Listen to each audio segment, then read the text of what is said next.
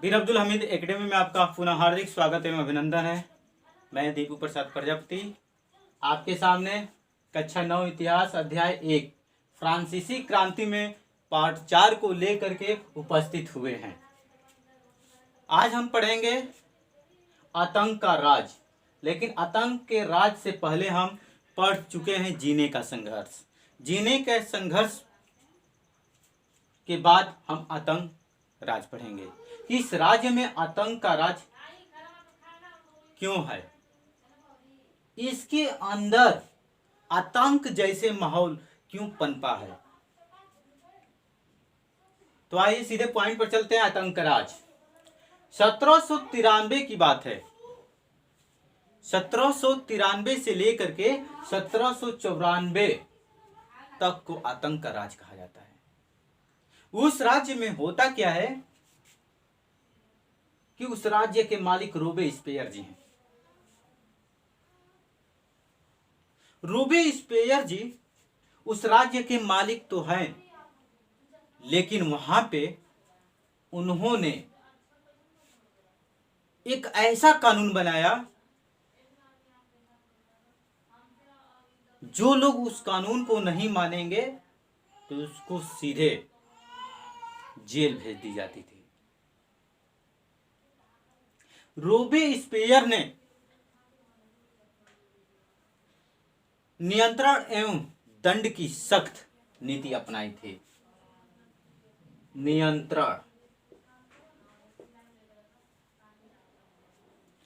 नियंत्रण और दंड,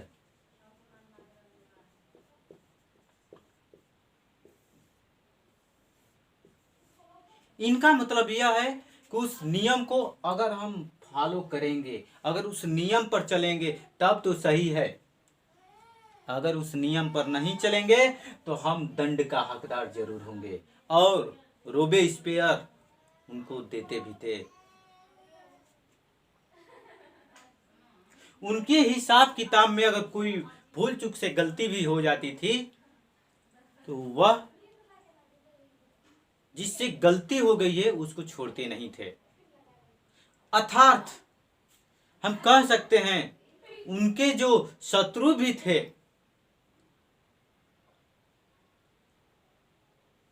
उससे डरते नहीं थे। वो अपने शत्रु को भी कभी बकसते नहीं थे, कभी छोड़ते तक नहीं थे। उस समय कि जो गणतंत्र था, प्रजातंत्र हटा करके गणतंत्र को जिस समय लाया गया था, उस समय में स्टेट के बारे में हम पढ़ चुके हैं कि स्टेट को 3 वर्गों में विभाजित कर दिया गया था। पादरी वर्ग, कुलीन वर्ग और तृतीय वर्ग। तो हम बात करते हैं यहाँ पे, थोड़ा सा उसका जिक्र कर लेते हैं। पादरी वर्ग और कुलीन वर्ग, उनका कहना था कि जिस वर्ग में, जैसे पादरी वर्ग हो गया और कुलीन वर्ग, अगर ये दोनों वर्ग उनका शत्रु है तो उनको कभी छोड़ने वाले नहीं थे, या उस राजा के खिलाफ अगर कोई 2 शब्द भी बोल देता था उनको भी छोड़ नहीं सकते थे।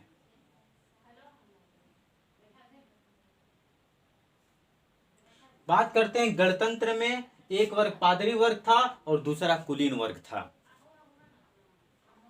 ये दोनों राजनीतिक दलों के सदस्य उसकी कार्यशैली में अगर उससे, उनके कार्यशैली से असहमत होते थे, या रखने वाली जो पार्टी के सदस्य थे उस नियम कानून से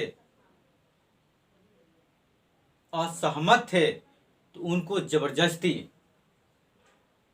गिरफ्तार करवा दिया जाता था।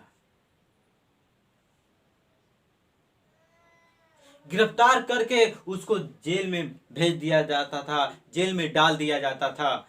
और एक क्रांतिकारी न्यायालय जिसका नाम बताएंगे क्रांतिकारी न्यायालय।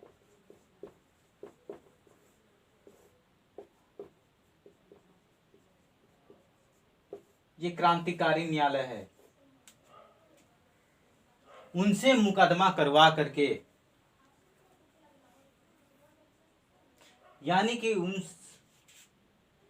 क्रांतिकारी न्यायालय से उसको दोषी ठहरा करके उसको गिलोटीन पर चढ़ा दिया जाता था, जिस गिलोटीन से उसका सर धड़ से अलग हो जाता था। गिलोटीन का मतलब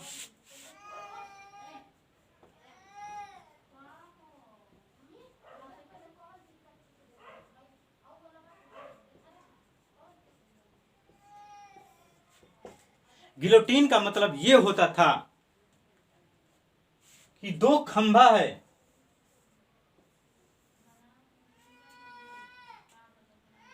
बीच में ज्वाइंट रहती है और इसी बीच में गड़ासा लगी होती है।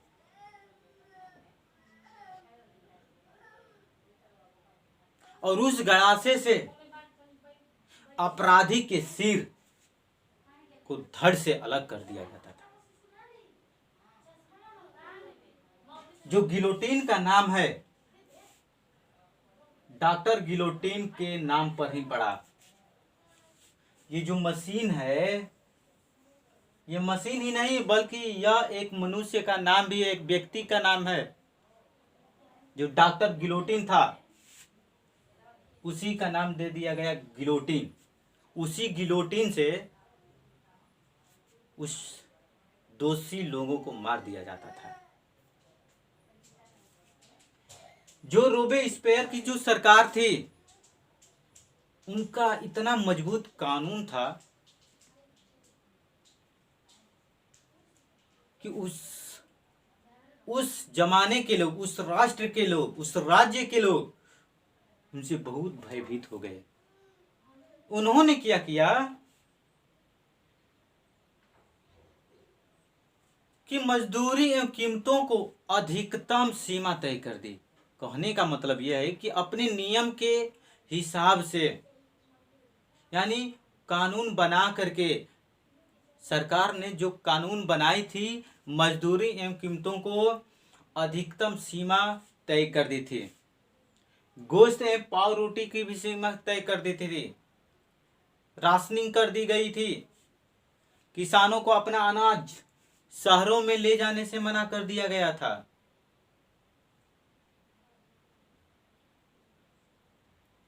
और तो और आप सफेद आटे जो होता था, सफेद आटे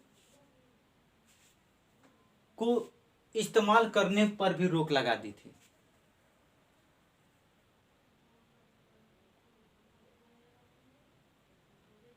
वहां का जो चर्च था, जो चर्च होता था, उस चर्च को बैरक और दफ्तर का रूप दे दिया गया।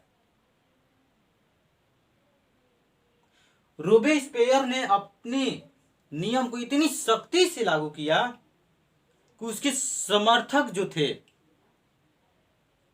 उस रोबेस्पियर से त्राही त्राही करने लगे। हाहाकार मच गई उस समय। अंततः क्या होता है,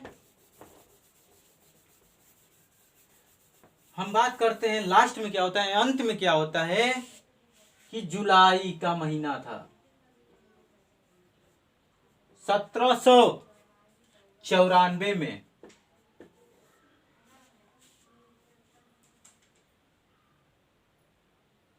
इतना वो ऐसा काम कर दिया था अपने राष्ट्र के लिए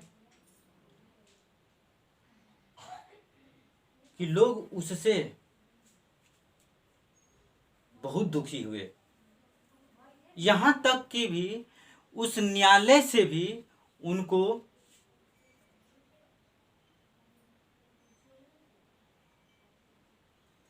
इतना दुख हुआ कि न्यायालय को भी नहीं छोड़ा। जो न्यायालय था उसको